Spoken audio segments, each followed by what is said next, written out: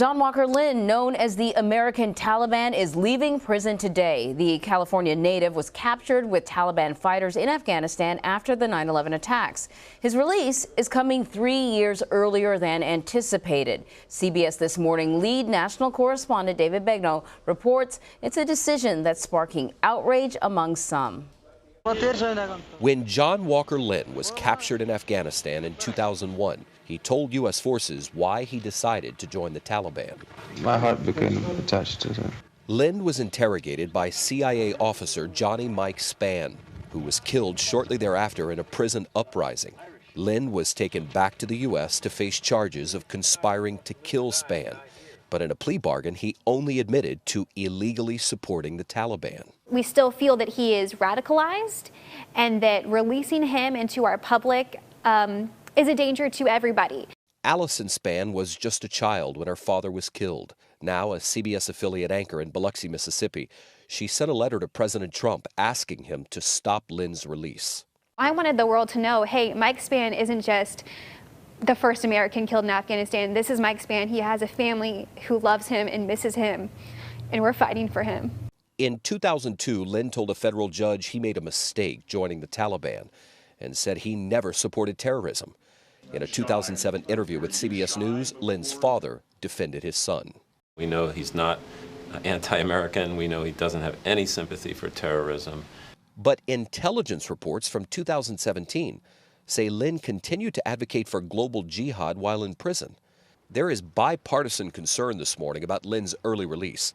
He is among the first of more than 100 terrorist offenders who are set to be let go in the next 5 years. Republican Senator Richard Shelby and Democrat Senator Maggie Hassan sent a joint letter to the Bureau of Prisons questioning whether enough is being done to protect the American public. We need to make sure that when people are released, we've done a threat assessment so that we can plan their release accordingly, and we need to make sure that there is coordination with state and local officials.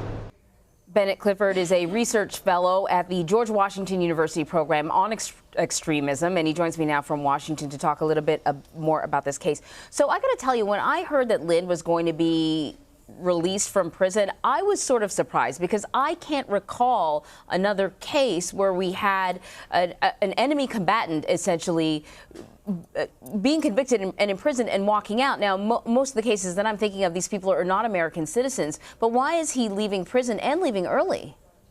Well, just like all federal Bureau of Prisons inmates, he can earn time off through good behavior. That can be up to a 15% sentence reduction. He was sentenced to 20 years in prison with good behavior, earned time, other credits like that. He was able to get 3 years chopped off the end of his sentence. And so where does he go from here? He walks out of prison to what? Well, I think the general consensus is that he's going to be under incredibly strict scrutiny. The U.S. government, as was pointed out, remains concerned that he remains a threat to recidivize, to re-enter into terrorist networks, to rejoin terrorist groups, and they're placing him under a set of some of the most intense restrictions I've seen in a terrorist offender release case. They range everything from restricting his online activity, who he can talk to, how he can talk to them, even in which language he can talk to them. He's not allowed to communicate with anybody in languages other than English. He's forced to forfeit his passport, and basically he'll be watched like a hawk by probation's pretrial services and other federal counterterrorism authorities. So I don't know if you could hear the story that we ran by David Begnaud just before you popped up on our screen here. But, you know, his father says that his son made a mistake, that Lindh says he made a mistake, that he rejects violence and terrorism. But as you mentioned, there are experts in this area that are doubtful as to whether or not he has rejected this terrorist ideology. How do we know? And is there anything being done within the prison system to address a situation like this? The first question is about the risk that he posed, and I think if you look at his statements, they're somewhat contradictory in terms of the time frame of them. For instance, he's making a lot of the statements about rejecting violence, rejecting jihadism, during the sentencing period, especially as he was set to be sentenced for pleading guilty to material support. But that contradicts the more recent reports from the National Counterterrorism Center and the Federal Bureau of Prisons. In terms of what's being done in the prison system currently, not really much in terms of programming that's targeted directly towards violent extremists or towards terrorist offenders to reintegrate them into society. What I would say in general is that the Bureau of Prisons provides the same sorts of options for terrorist offenders that it would for other offenders, in hopes that those will convince them to reject crime, reject violence after they are placed back into society. But are they the same as other offenders, even other violent offenders? What I would say is we don't have enough data to say. We don't have enough data to say what their recidivism rates are like. To give a scope of it, there are only about, at any given time, 300 to 500 inmates within the federal prison system that have some sort of extremist affiliation or have been convicted of terrorism-related offenses.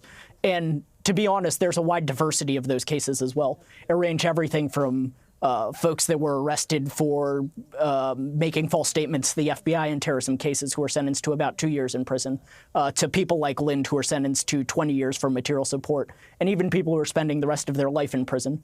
So dealing with this diversity of extremist inmates makes it incredibly difficult to put in top-down solutions. Right, and in this case, we're talking about, one form of extremism, but I'm sure you're also talking about the entire range from sort of left to right-wing extremism, which I imagine each philosophy would need to be tackled in a different way. Yes, absolutely. And in fairness, the Federal Bureau of Prisons has a longer track record of dealing with some other forms of extremism than it has with the jihadist extremism. If you think about an issue like white supremacist gangs in prison, or even the emergence of far left or other far right movements in the federal prison system, they have a lot more history and experience in dealing with those movements. That's interesting. Hey, Bennett, thank you so much for your insight. Thank you very much for having me.